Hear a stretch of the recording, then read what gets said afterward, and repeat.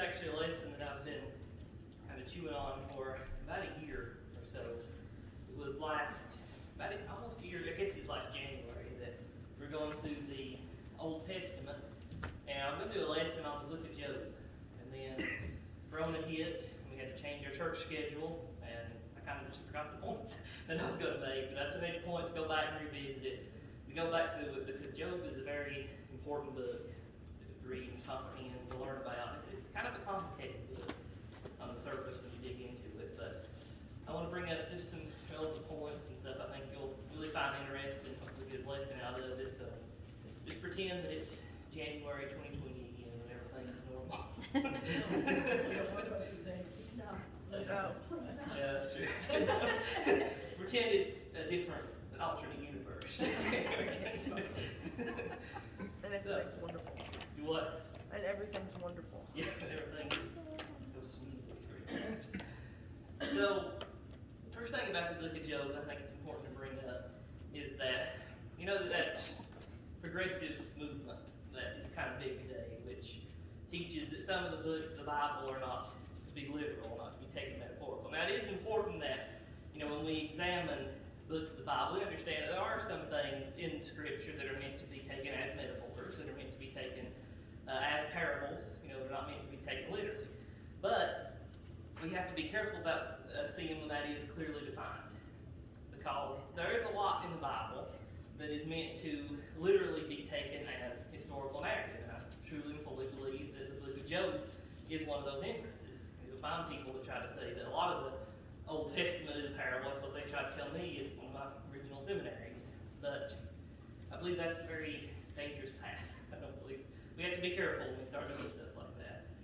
But, you know, even if you were to meet someone who was a diehard like that, that truly did believe that it wasn't true, that it was some kind of parable, that doesn't downplay the message at all of you. That's what typically arises from that when you start getting into seeing books that's not literally true, is then they say, well, we don't have to take the message of it 100% seriously anymore. You know, it's more just like a guideline or something. And again, that's dangerous. It's dangerous territory when we start down that road. Because Job has a very important message to comprehend. And that message, which is really the overall theme of Job, is why do godly men still suffer? Or some put it, why do the righteous suffer? And you know, some people would argue that nobody technically is righteous, but that we have, you know, been given righteousness through Jesus. So why do followers of God, in other words, still have to suffer? So, starting at the very beginning, it is commonly believed that Job is the oldest book of the Bible, that it was the earliest one written. There's a lot of ambiguity surrounding the finer details of Job just because it is so old.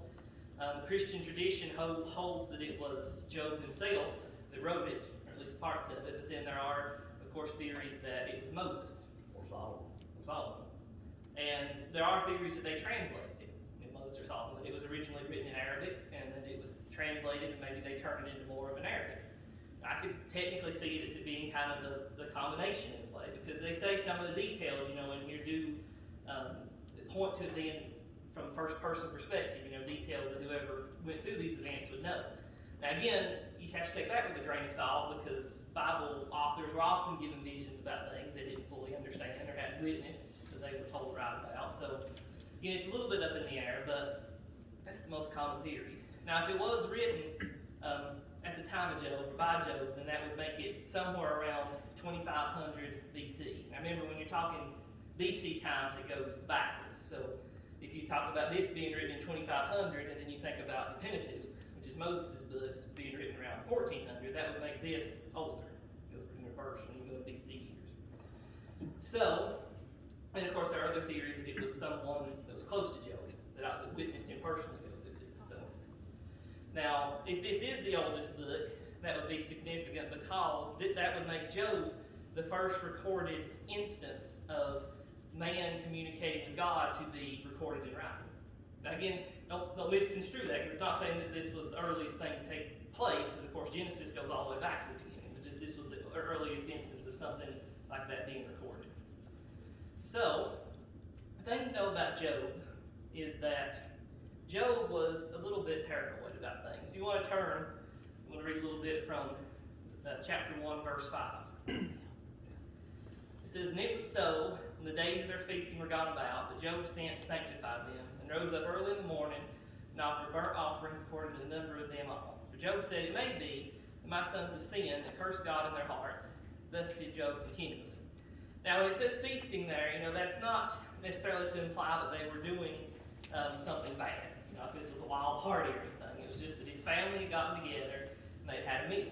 But Job was this type of person that he believed that you had to be incredibly careful with everything that you did. He was the cross all your T's and dot all your I's type of person. He thought if you messed anything up that God would be angry with you and that you would find some kind of persecution because of that. So he was so scared about his sons doing something wrong, having sinned, that he went and made offering on their behalf just to ensure that they hadn't messed up anything or done anything wrong. Because he was kind of the high priest of his family, so to speak. And an interesting little tidbit here, this is something one of my professors was bringing up, is that you'll notice in 5 when it says, curse God in their hearts. And then also if you look over to verse 11, when it says, "And he will curse thee to thy faith." This is a theory that would kind of give credence to Job writing at least some of this, is that in some of these earlier copies of this story, that word cursed actually was translated directly as blessed.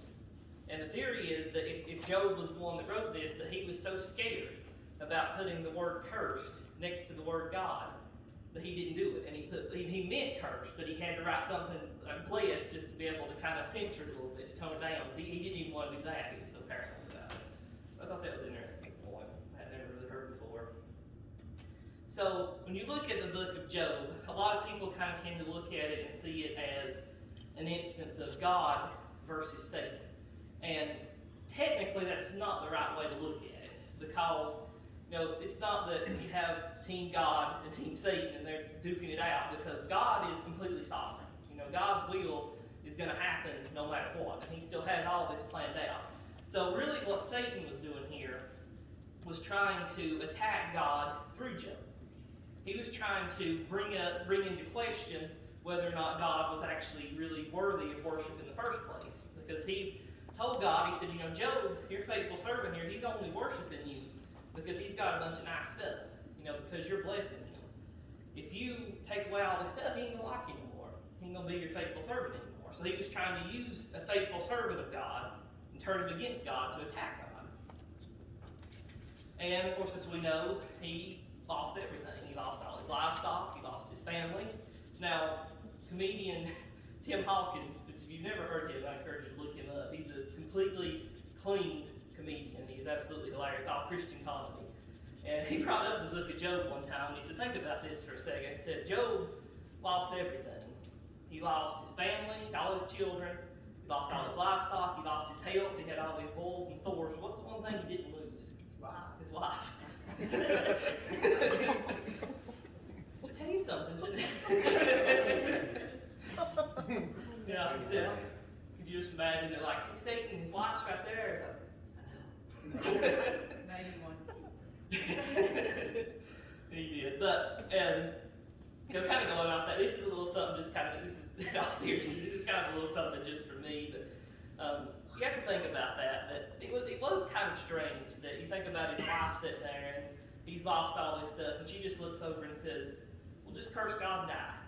Just be done with it all. Right? And it kind of seems like a strange thing in a way for a spouse to say to another spouse when you think about it. Now, again, I know the circumstances are extreme, but you kind of have to think, if you're talking to your spouse that just lost everything, you might be like, we're going to get through this, we're going to sort all this out, we're going to find a way forward, we've got to just keep trusting God. But she's like, no, just curse him and die, be done with it all. So, and again, this is kind of just for me, but I was thinking as I read that, like, is that maybe a little warning to us that sometimes when we face persecution, even our own family might not stick close to us or might question. So you got to think of his wife. Yeah. I mean, she lost her children. Mm-hmm. I mean, I'm sure she was bitter. Yeah, a lot of people like to point the finger and say, well, she's a mean lady. Well, think about it. I mean, she lost everything she had too, basically. Seeing it happen. So, I mean, it's hard. I mean, family, yeah, like you said, can turn on God and turn on you. So it's the human part of it. Sometimes we ask questions. We want to know why. And sometimes we say things that we shouldn't say when we're mad. Yeah. So, you know, you can't just stand here and just judge her over that, like, you know, some people may do. But we look at Job, I mean, what he went through too. I mean, it's amazing how much he took in. And yes, he did complain. We can read all through the whole book of Job. He complained. He said, why should I even been born? You know, but still he kept the faith. Yeah, I mean, like I said, I mean, it's easy to look at it and demonize her and think, but Yeah. you have to think that she lost a ton, you know, on a huge scale too, and even so that she was collateral. You know, she wasn't the main target like Job was, but she still lost all this, her family and the livestock of their farm too, so she'd suffer just right along with them. So I do think that's an important message for those to think that, you know, even their own family might question, you know, or not always stick with us through what we're going through. You may wonder, you know, what have we done? Because that is really what his family, especially his friends, you know, when they all saw what Job was going through, they thought, well, you know, surely Job must have done something terrible because he's being cursed with all this stuff and he's losing everything. And, you know, when you really look at it, they wanted that to be the case. They wanted it to be the case that Job had done something terrible to deserve this fate. Now, why? Think about that. Because if Job was really an innocent and he got all this stuff, what are they thinking? It could happen to me. I could be next. Any one of us could be next. Exactly. So, and again, that shows you too that even your friends may Yes. turn on you. It also shows how everybody in this building is going to take suffering different. I mean, we're going to take death different. We're going to take bad things happening different. Everybody suffers differently. And some people, you know, may begin to question as soon as it happens. Some people won't. I mean, everybody takes it differently.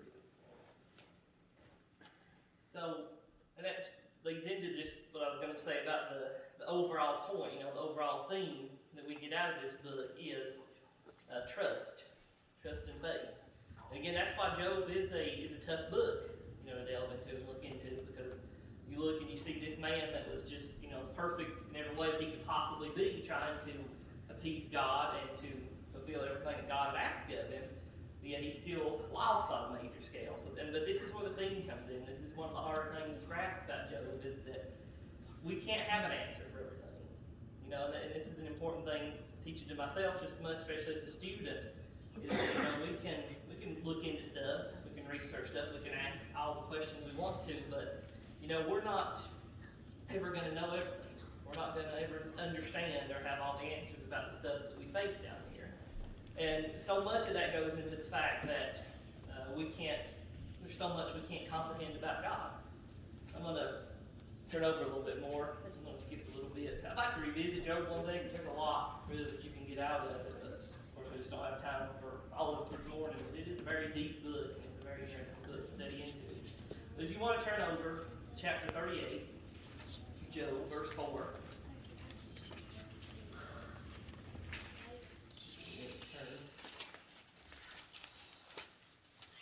It says, where wast thou when I laid the foundations of the earth? Declare if thou hast understanding. So you see here, you know, Job did have questioning, and he cried out to God. And you see here God responding and telling him, you know, where were you when I created the earth? What kind of big picture can you see? You know, basically, in other words. And then if you want to turn over a little bit more, chapter 40, I'm going to start reading verse 15. It says, behold now Behemoth, which I made with thee, eateth grass as an ox. Lo now his strength is in his loins, and his force in the navel of his belly. He moveth his tail like a cedar. The sinews of his stones are wrapped together. His bones are strong pieces of brass.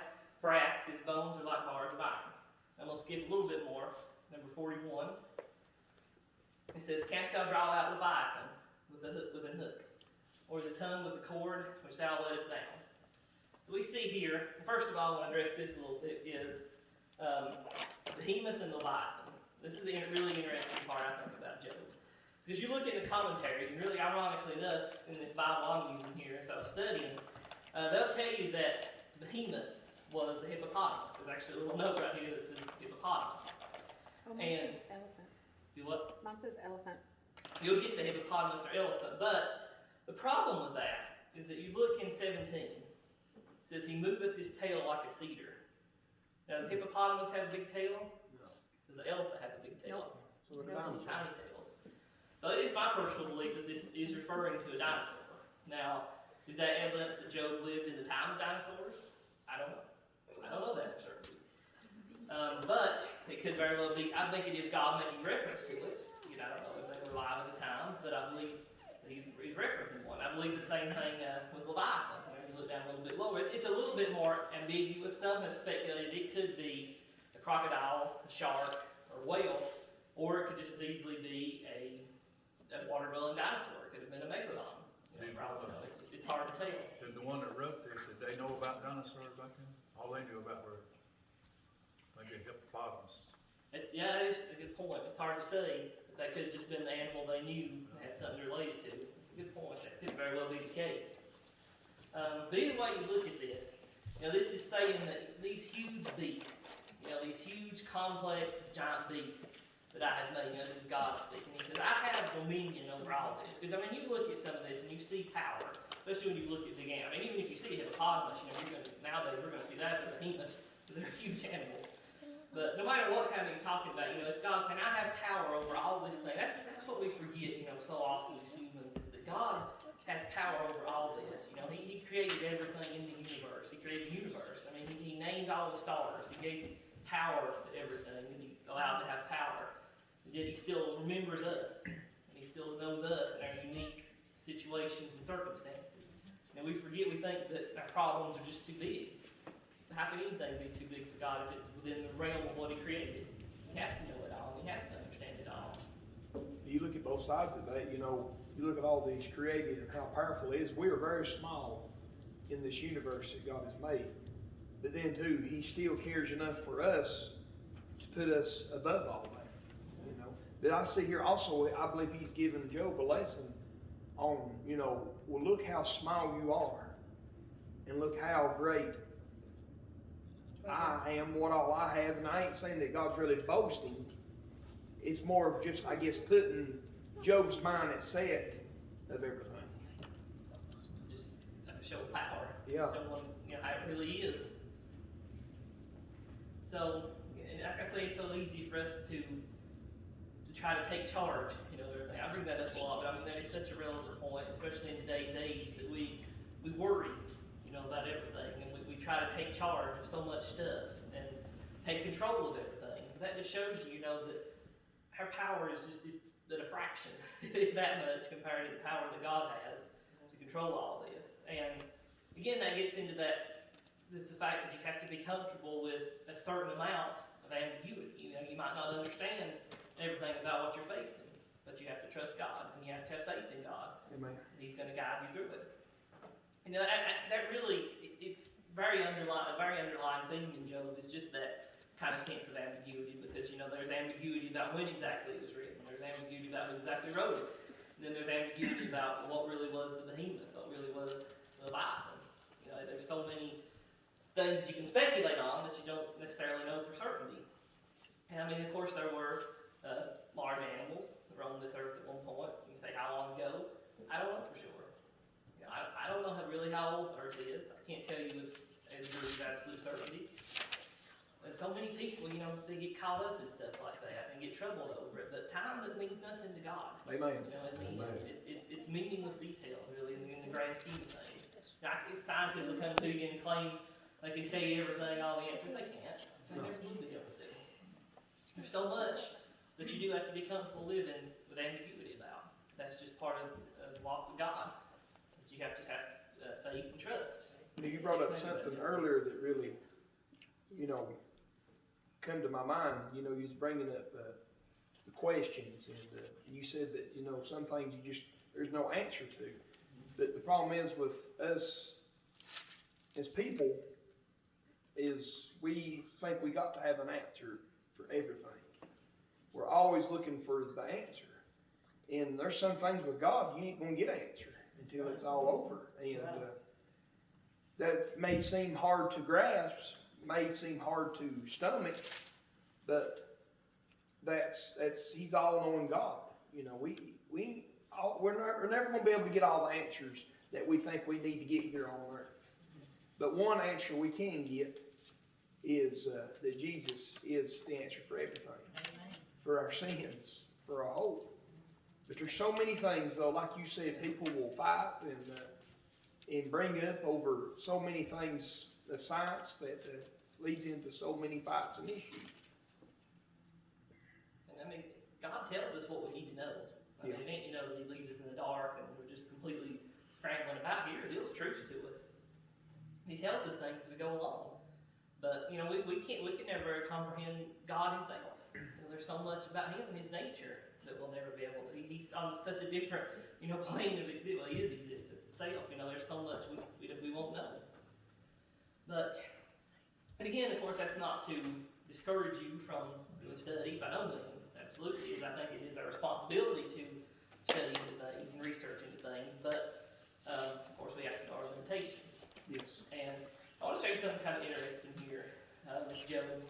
I don't know if you remember, but I guess it's been about 2 years ago. I don't think you were here. I think you were working that morning. But I taught a lesson about the unicorns in the Bible. So, I found that verse that was really quick. I wrote it down back here. Job 39:9. If you want to turn. It says, "Will the unicorn be willing to serve thee, or abide by thy crib?" So, you get some people that would look at a book like Job, and they're going to look there and they're going to say, unicorn? Then they're going to turn a page over and think, Behemoth and Leviathan? Now, you heard those stuff and you didn't know any better. What would you think? Sounds like a fairy tale, right? So, here's the interesting thing, first of all. And this shows you how you can apply a little bit of, critical knowledge and critical thinking and things. And a lot of these supposed contradictions or fairy tales or whatever that people love to bring up can be just sorted out very easily. If you got a Webster's dictionary from around 200 years ago or so, and you looked up the word unicorn, you wouldn't find anything about a magical horse, fairy, bird creature. You would find reference to a rhinoceros. Yeah. Because a rhinoceros, at least some species, have one horn. Yeah. There are some that have two horns, and they're called the bicornus, I think it Yeah. is. But there still exists some, I think it's in Africa, there's species of rhinoceros that are still called unicorns. That's their scientific name, because they have a single horn. It was humans that took unicorn and applied it to a mythical beast. So, yeah. So you can see how, you just take a little bit of critical thinking and you apply it to unicorn, and then you look over and you see Behemoth or Leviathan, and you think that's not making reference to something mythical or something. Because they didn't call things, This is another point that I brought up during that lesson is, verse. In Leviticus, you ought to turn to this one, but in Leviticus 13 through 19, it makes reference to bats, and it refers to them as birds. Oh, we know bats aren't birds. This is all this life. Back it up. Let's go home, right? No. They didn't have the same animal classifications back then Right. as we do nowadays. You have to think it's a long time ago. They didn't call things the same thing. Back then, having wings was what they classified as being a bird. Because contradictory things can't be true. You can't have more than one thing true of a certain something at the same time.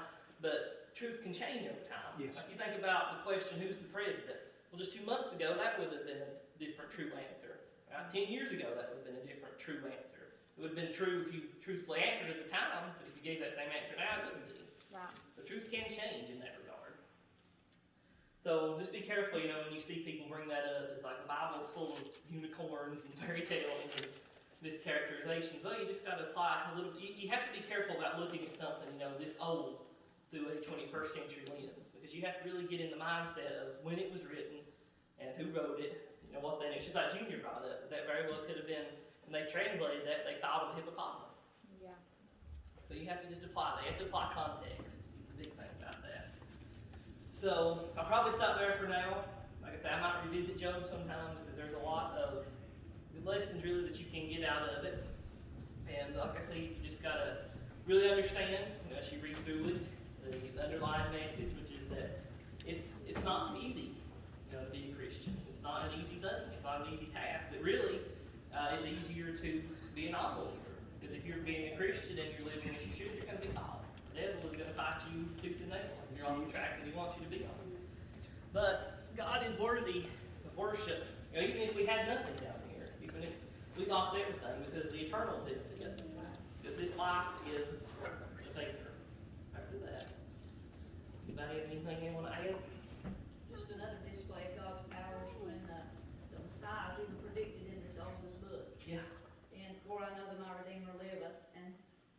shall stand at the latter, and that he shall stand at the latter day upon the earth.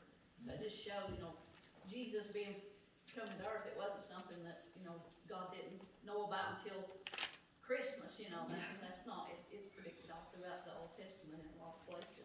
His life in general, I mean, his death, all the injuries he was receiving, you know, you see that through the Old Testament, all those predictions, and no other book can make predictions that are, you know, that many years apart and get it exactly right. Unless they look some kind of higher intelligence, some kind of higher power guide in it.